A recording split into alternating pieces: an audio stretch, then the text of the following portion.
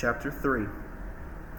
The next morning, a raw, damp morning, we all followed Mrs. Webster to the hill. I lifted my eyes to the sky. No puffy white clouds, no bright patches of blue, no sun. Just a solid slab of gray that stretched as far as I could see. An icy wind blew down from the hill. The scraggly trees shivered. Their bare limbs waved at us as if trying to warn us away. "Listen up, explorers of the past," Mrs. Webster called, gathering us in a circle around her. "Let's see what the old gravestones reveal about our town's history." I shifted the backpack on my shoulders. I couldn't find my backpack this morning, so I had to borrow Jason's. It was a babyish backpack, bright purple and way too small for me. Jason loved it. I knew he'd be really angry if he knew I borrowed it. I planned to get it back home before Jason missed it. I heard someone hurrying up behind me, but I couldn't move out of the way fast enough. "Cool backpack," I heard Frank exclaim. He tugged it down with both hands, and I stumbled into a group of girls. Frank and Buddy laughed. Some other kids laughed too. "Is that a toddler's backpack?" Frank demanded. "It's called my first backpack," Buddy declared. More laughter. Ha ha. Ignoring them, I put my baseball cap down on my forehead and started to climb the hill, taking long, fast strides. "Hey, what's your rush?" Audra trotted up beside me. She pointed to the graveyard. "Take your time. They're not going anywhere." I slowed down. "Hey, how's it going?" I asked. I tried turning so she couldn't see the beige purple backpack. I usually don't care what people think of me, but I care what Audra thinks. I really like her. She's smart and funny, and she's the prettiest girl in Highgrove Middle School. Audra has long black hair and beautiful olive skin, but the most amazing thing about her are her eyes. They're light green, flecked with gold. I always try to act cool around her. That's one reason I won't go to a dance with her. If I did, she'd see what a klutz I am. "I'm hurrying because I can't wait to check out the graveyard," I lied. "It's cold up here," Audra said, as we reached a broken wooden gate that led into the graveyard. She zipped up her purple satin jacket. "That's not so bad," I said. I wanted Audra to think I was rugged, so I unzipped my jacket. I stepped past the gate and saw a spider dangling from the fence. "Hey!" I cried out. I couldn't help it. I'm terrified of spiders. I kept my eyes on the spider as I walked by it. I wasn't watching where I was going. I stumbled over a broken fence picket and fell into a low gravestone. "Are you okay?" Audra asked.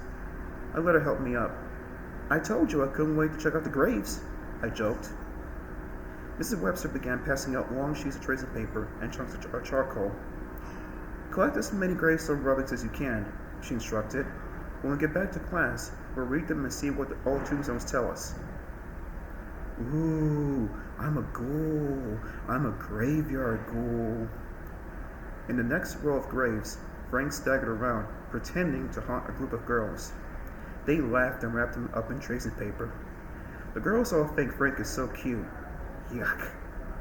"Let's start here," I told Audra. We held our papers and charcoal and started rubbing. The wind began to blow harder. It whipped fall leaves from the trees. They whirled in a strong current, then settled at our feet. Another gust of wind swept dry dirt into my eyes, my nose, my throat. I started to cough. William Swift, Audra read tombstone, died on a hanging tree, 1852. "Do you think he was a murderer or something?" I took a giant step back from the stone. "You must have been a bad dude," Audra replied thoughtfully. "Let's find some other stones to rub," I told Audra. I gathered up my supplies and started to wander through the gravestones. The sky darkened. The air grew colder. I zipped my jacket back up. I shifted the little backpack again and continued to move through the telltale broken old stones. I stopped when I found a big grave with a double gravestone. Oswald Mance, 1770 to 1785. Martin Mance, 1772 to 1785. I read to myself. Together in life, together in death. They were buried under the same stone, I realized. I read the writing again. Oswald Mance was 15 when he died. Martin was 13. It must have been brothers, I realized. Poor Oswald and Martin Mance. They were so young when they died. I bet they were nice kids.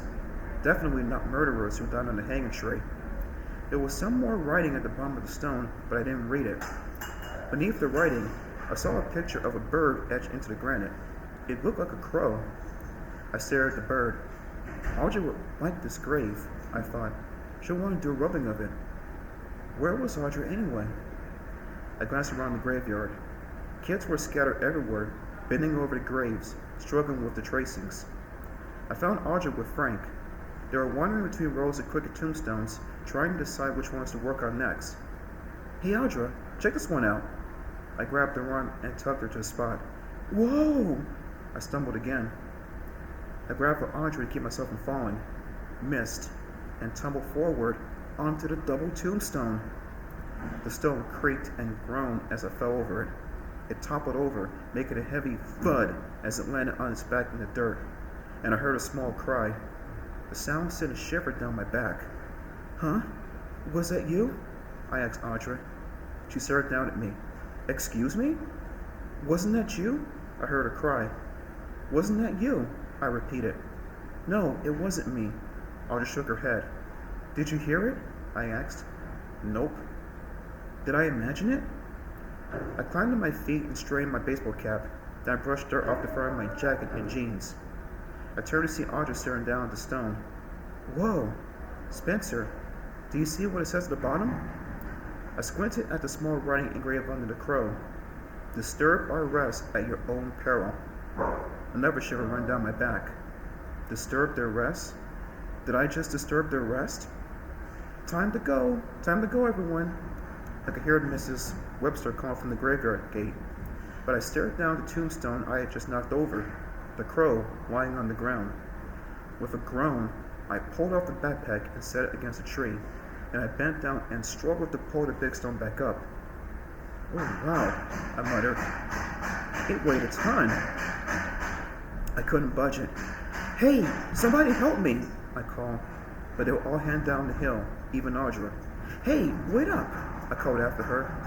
I let go of the big stone, stood up, and took a step toward the gate, and a hand reached up from the ground and wrapped itself around my ankle.